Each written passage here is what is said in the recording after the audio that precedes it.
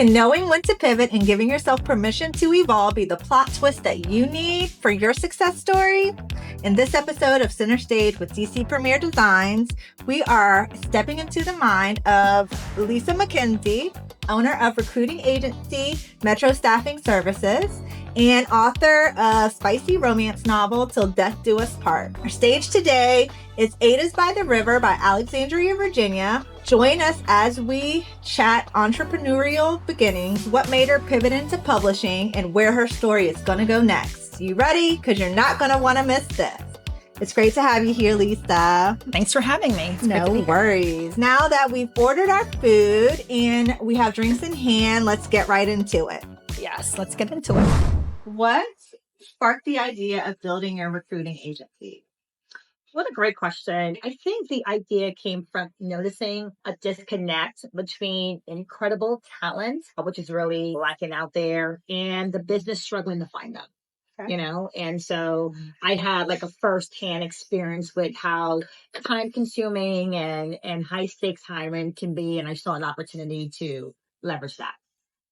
So you had that moment of clarity, and I feel like that is a great part of your origin story. So do you think that branding was a part of your foundation? Yes, it absolutely was. Branding is definitely important in any business that you decide to venture into. So I would say, yeah. Absolutely. I think branding is it's a reflection of your company. And I know that you were a marketing major, so you have a lot of background in marketing, right? Absolutely. Yes. My undergrad is in marketing. And I think you market every time you step out of your home, you start to market. So you're marketing all the time. Yep. Even sitting here right now, we're marketing. Exactly. So, yeah. Exactly. Both of our brands are in the spotlight. Absolutely. Absolutely. So how did you grow your brand and your company from the ground up? That is really a great question. How did I grow it? I did by knocking on doors, a lot of knocking on doors, a lot of networking, attending a lot of networking events, and word of mouth. I think word of mouth is your best marketing tool that you can have, and that's how I was able to do it. Yep. Collectively. Customer loyalty will always bring your client. Yeah. So you did a lot of behind the scenes work, and obviously your word of mouth creates loyalty, that credibility that you need. And absolutely sharing is powerful marketing. So kudos to you for building a brand reputation for sure. Do you think entrepreneurs are tapping into enough in-person experiences to grow their brands, or is that an overlooked opportunity? I think it's an overlooked opportunity. I think that a lot of business owners feel once they get maybe one or two clients or maybe three clients that they're good, they get really comfortable with it. And you never want to get comfortable. You always want to just keep on getting better and getting more clients. So yeah, you don't want to just be complacent. Yep, absolutely. Again, like that one-on-one experience and that one-on-one connection is super important. Absolutely. And I feel like, digital is great, but when someone meets me online, when someone meets me in person, I have a stronger connection with them. So I'm sure you can. Absolutely. Yeah, Yes. sure. Yes. As a recruiter, you've seen what makes professionals stand out. How important is a business's brand when attracting top talent? Deshaun, a strong brand is critical. It tells candidates not just what you do, but who you are. And today's top talent want more than a paycheck. You know what I mean? They're looking for purpose, values, and so forth. So yeah, It's very important. Culture is so important. Absolutely. I wouldn't say that folks are looking to have a family environment, but family friendly is definitely key. Absolutely. Yep. Your brand is your reputation, of course. Absolutely. A good brand, a strong brand will give you a strong competitive edge when it comes to hiring, right? Absolutely. Yeah, I agree. Yes. I agree. So what role do you think marketing plays in making a company desirable to work for, not just buy from? I think that marketing shapes perception. And, it's how you tell the story of your culture, your people, and your impact. So it's just not about product. mantras is it's the day-to-day narrative that builds emotional connection. Right. So I think that's very important. That top talent is going to be more attracted to the best Absolutely. brand and the best internal culture. So that's an asset. Absolutely. Yes. Running a business and writing a book both require vision. How did you balance leadership with the creative side? Well, Deshaun, it took intentional boundary setting, And so what I did was I carved out creative space, and just like I would a strategy meeting, and vision without execution is just a dream. But execution with creativity can lose its soul. So I try to honor both sides by aligning my schedule with strengths. And that's how I was able to do it. I think that's a really great point. Managing multiple responsibilities takes boundaries, it takes resilience, diligence, Absolutely. all of that. So I know you got it going on when it comes to business. If you can Absolutely. do all that. So You're good to go. Yes. You're good to go. Okay. What would you tell business owners about building a brand that lasts beyond them? Good question. I would say, build with legacy in mind. Like, think of your legacy. What do you want your legacy to be? And I would say just build definitely with legacy in mind. Your brand should be rooted in values, just not your personality. So that's what I would say. Yeah, I definitely feel like, of course, you have to think about what legacy you are trying to build and be intentional with that. Absolutely. As well as making sure all of your branding is clear and you have absolute clarity, because no one wants to be confused. Okay. People want to buy and do business with a brand that is clear and everyone understands. So Absolutely. how do you approach marketing? Is it in-house? You do it yourself? I believe in the early stages, it was just like do it your own way. But as time progressed, I did it differently. I think bootstrapped and grassroots is really important in doing that. And as we grew, I brought in freelancers, and then we eventually small agencies to support specific campaigns that we had. But messaging always stayed close to me. I wanted to feel real, not like templated. Absolutely. In what I was doing. So yeah. Yeah, because your brand is your voice. And Exactly. I love that you knew when to delegate, because what's the point of being a small business owner or any type of business owner if you can't delegate? You're doing everything.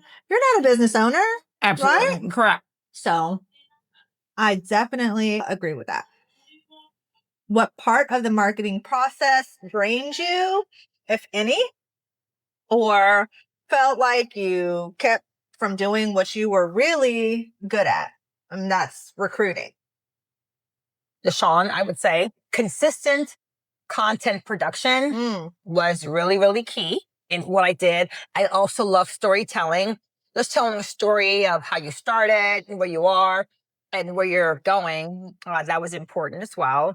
And I also feel that for the day-to-day grind of content, calendar, scheduling, and constant platform, changes was exhausting. And so it took me away from high-value strategies and relationship building. And so I would just say keep consistent content production.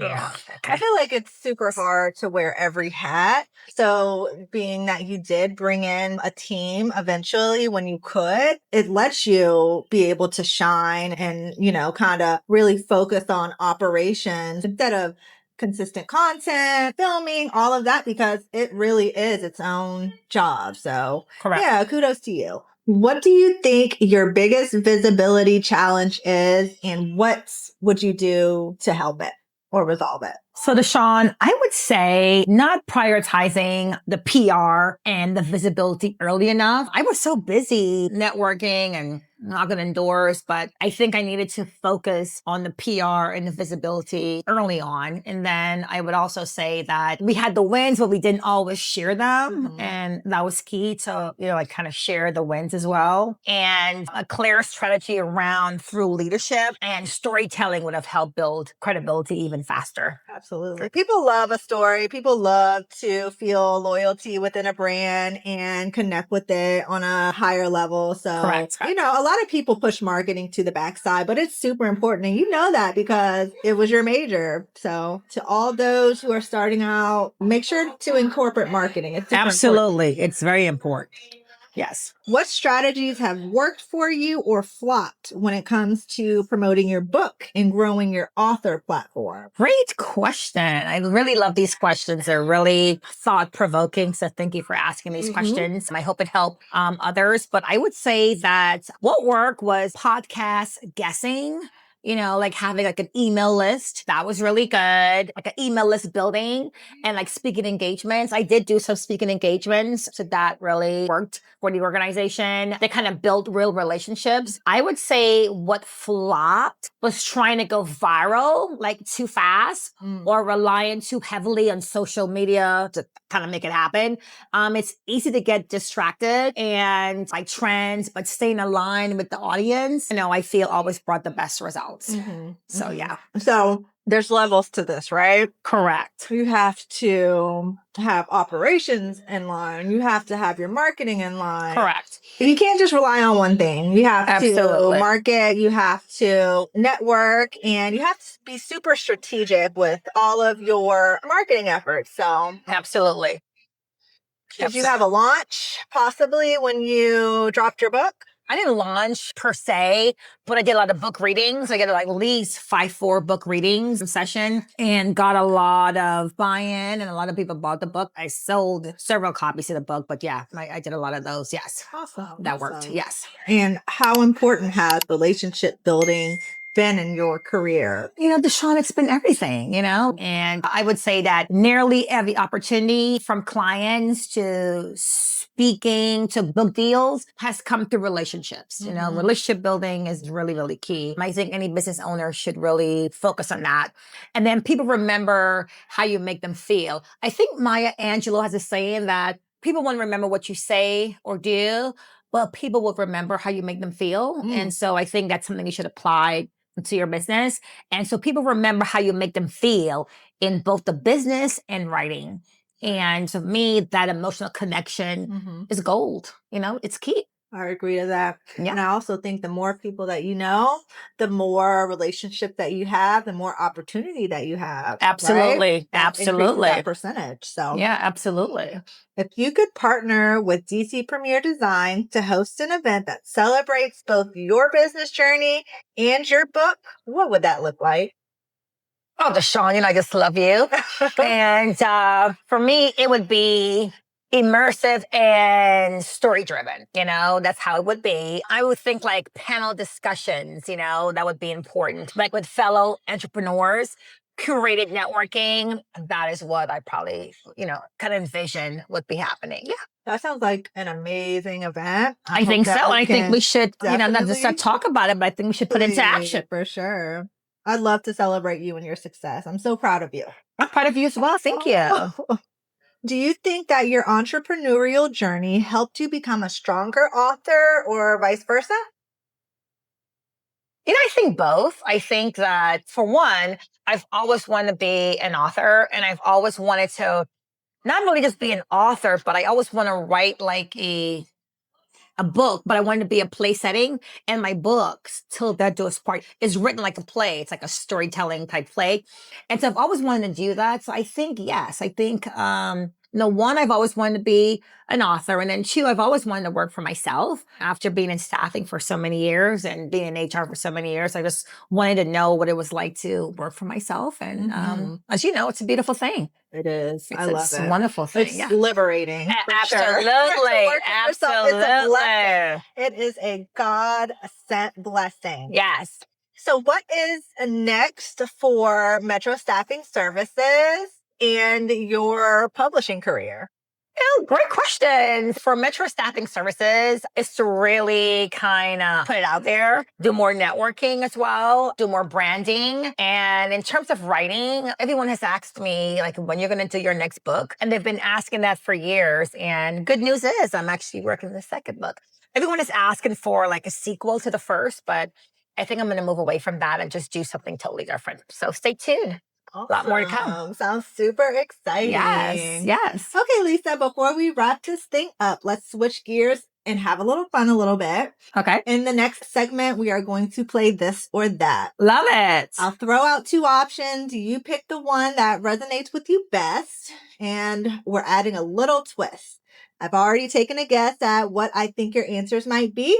If I guess correctly, you drink. If I get the answer wrong, then I will drink. Okay, great. Sounds good? Well, thankfully there's water because I think my cocktail is almost finished, but that's great. I still drink. I'll just drink water. Let's do it. To success. To success. Yes. So this or that. Here we go. Podcast or TED Talk? Oh, I think podcast is so much better. Yes. I said TED Talk. Okay, then you drink. Oh, good. That was a good drink. Beyonce or Oprah? Beyonce. I'm going to see her next month. Thank you. Okay, so let me drink up to the, Carter tour. Oh, yeah. Fiction or nonfiction? Nonfiction. Of course, I'm an author. Nonfiction. Drink. Okay. Now, this is a good one. I really want to know what you think about delegating or doing it yourself. Oh, absolutely delegating. Oh, absolutely. I said do it yourself. No, delegate, honey. Like you're doing right now. You're not doing it yourself, you delegate. Yep. Yes, indeed. I believe in delegation. That's the point. Resume or portfolio? Oh, absolutely a portfolio. I said resume. Oh. I feel like that's super important when, it depends though, like for what? For recruiting? Yes. Yeah, for recruiting, definitely resume. I'm sorry. I didn't know what you meant by So we'll both drink. How about that? I like it. Okay. Yes. Okay. Mm-hmm. Yeah. Okay. Job hopper or career loyalist?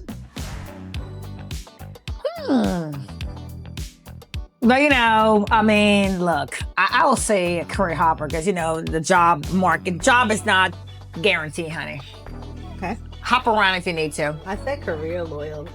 Okay, well, drink up. Did you seem like super loyal? I don't know, the job's not loyal, so. But, okay. This is fun. Pen and paper or laptop? Laptop. So much easier to get stuff done. That's what I said. Yes, okay. Ooh-wee. Okay.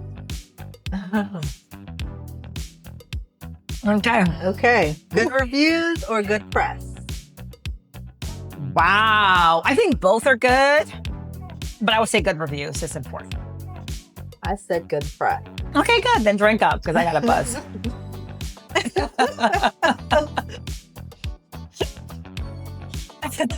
Oh. Certifications or on-the-job experience? On-the-job experience. Certification is just so over the top. I said certification. I was wrong. I'm drinking. Yeah. Dress or pantsuit? Oh, absolutely a dress. Okay. I know you said a dress. I know you did. Yes. Okay. It's too hot. All right. Oh, that was. Okay. Okay, folks, that's a wrap on this episode of Center Stage with DC Premier Designs. Big shout out to Lisa McKenzie for stepping into the spotlight. And of course, Ada's by the River for being our stage. If you enjoyed this video and want to hear more real stories, strategies, and community connections, make sure that you mash that follow button on all platforms at DC Premier Designs and follow Lisa at... On Instagram, you can follow me at LMLOOPS and just metrostaffingservices.com. Until next time, real people, real moments, real impact. Catch you later. Cheers. Thank you.